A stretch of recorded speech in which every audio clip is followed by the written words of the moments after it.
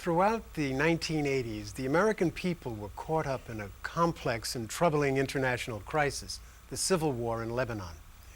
Our guests bring unique perspectives to this period of American history. Father Lawrence Martin Jenco was a prisoner in Lebanon from January in 1985 until July of 1986. And the last and longest held hostage, Terry Anderson, was released from Beirut on December 4th, 1991. Terry was kidnapped in March and I was kidnapped in January. Oh, I see. So I was in this clothes closet 2 feet by 6 and I could look through a crack and see a man chained to a bed, blindfolded. And I didn't know who it was. Later I'll find out it's Terry Anderson. Did either of you anticipate this would happen? I mean, it was a dangerous situation, but did you? No, if I thought it was going to happen, I wouldn't have been there. We knew that Americans were being kidnapped. If you had been, Father Jenco and Ben Weir, William Buckley, Jerry Levin had been kidnapped and gotten away. He got away in February, about a month before I was kidnapped. So we knew it was going on. But of course, nobody. Did you have any premonition? I had intuition I was going to be kidnapped.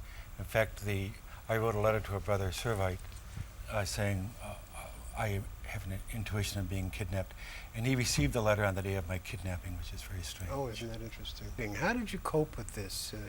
You were hopeful that you'd get out, of course, but how did you sustain yourself from day to day? Well, in the beginning, a couple of the nourishments that I kept me going was I would take a piece of Arabic bread, knowing Eucharistic prayers by heart. I would celebrate Eucharist. I would try to recall God's invading word to me in Hebrew covenant and Christian covenant. And then from a piece of string, I fashioned a rose. And when the guard saw me praying, and he gave me his prayer beads. So I say that the three great nourishments for me are going to be the nourishment of God's word, the nourishment of God's table, and then finally I'll meet up with Ben Weir. And then that's the third nourishment is the nourishment of the other, and the others would be the great nourishments for me. You mean your fellow hostages were the support? That's right. Yeah. Then you'd have to have a good sense of humor. And I remember the first time they brought us together, and Ben Weir was chained to one wall, and I was chained to the other wall, and they locked the door, and they said, "You can lift your blindfold."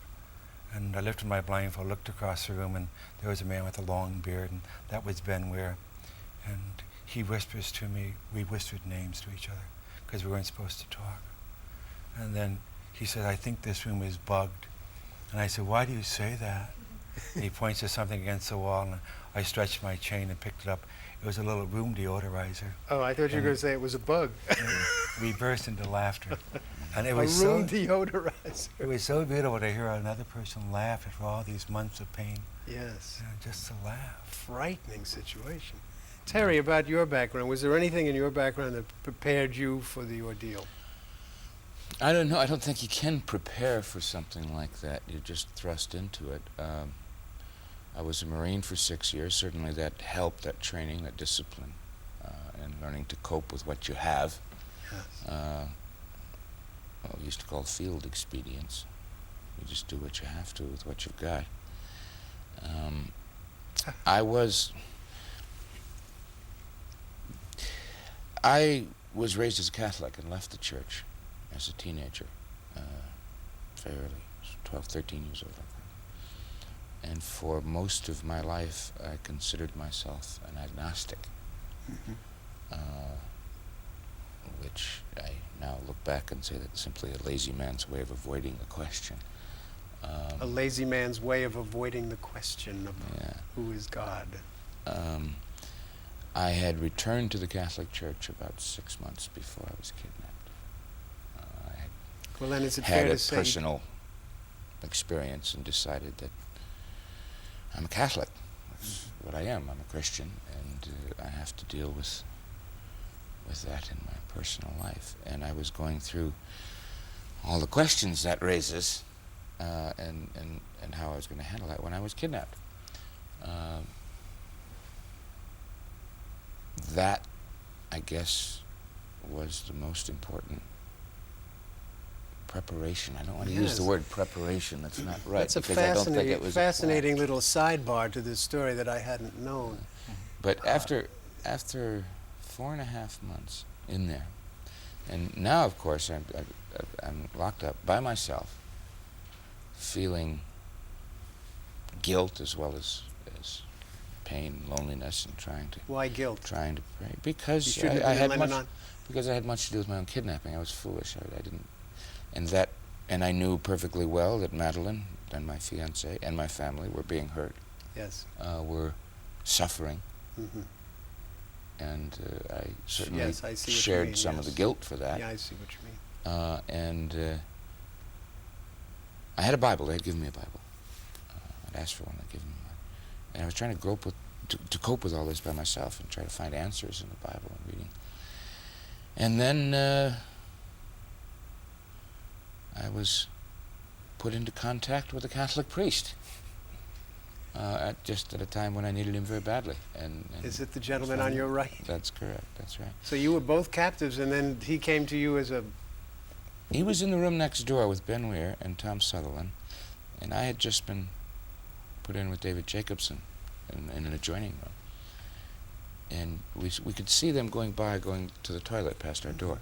We weren't supposed to watch. We weren't supposed to say anything, but eventually I asked one of the guards who spoke English, who were those men? And he told me. He said, they're Americans. Sutherland and Tell me a little about how that took place. How did the fellow prisoners sustain you, Martin? Well, there are times that we shared our lives, we shared our pilgrimages, and when guys were hurting, guys were very, very aware of their hurt, their pain, their suffering.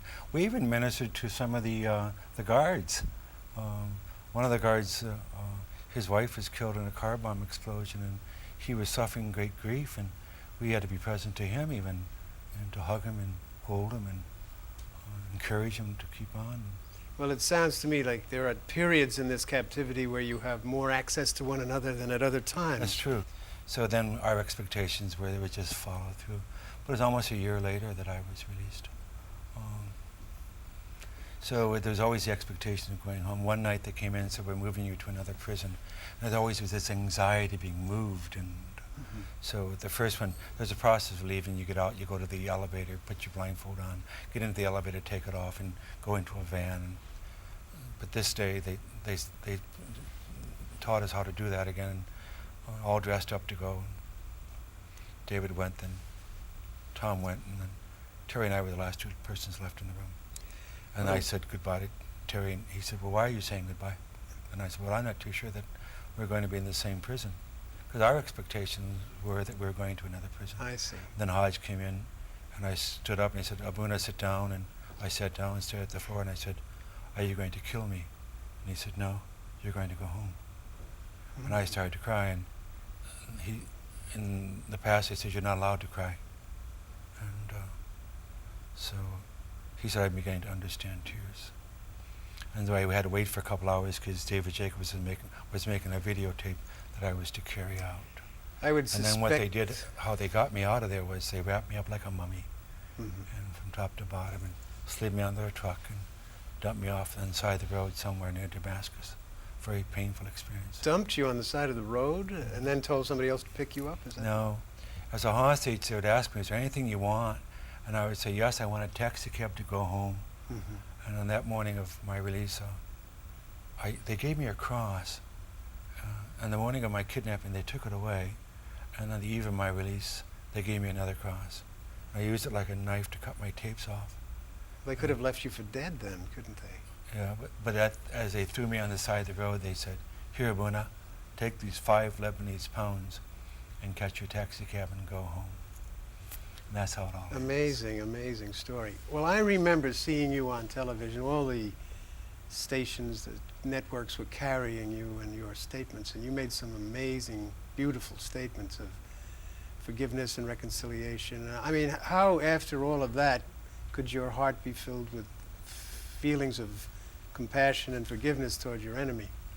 Were you able to forgive Terry? Did you have the same feeling or gift that Father Jenco expressed? Father Jenco is a very sweet and kind and gentle man. I was determined then, and remain determined, that forgiveness is something that I am doing. You see, because I don't believe it's something that you do and it's finished, and you walk away. I've forgiven you, and I can go on with my life now. to me it's a process, and I have to work on it every day. Yes. And I learn more about it the more I work on it. And Well, it's a wonderful story that both of you have told. Forgiveness is in the will. The will says yes or no. And the feelings follow later. So sometimes there are a lot of bad feelings that sort of crop up even after you've forgiven someone. And I suppose that's the process you're speaking about. It's not so much, it's forgiven. People say, oh, Father, forgive and forget. And I remember one of the other hostesses saying that, and he said, oh, you forgive and forget. And I was giving a talk, and he was in the audience, and all of a sudden I heard him sob. Mm-hmm. And I thought, he's not forgetting. Mm-hmm. And what you really are doing is you have to say, because that would be amnesia if you forget. You can't forget. No. You have to heal the You can't memory. forget the hurt, even if you can heal. But both of you are a wonderful example of Christian forgiveness, and we're delighted that you could be with us. We're already at the end of our time, so thank you so much. You're welcome.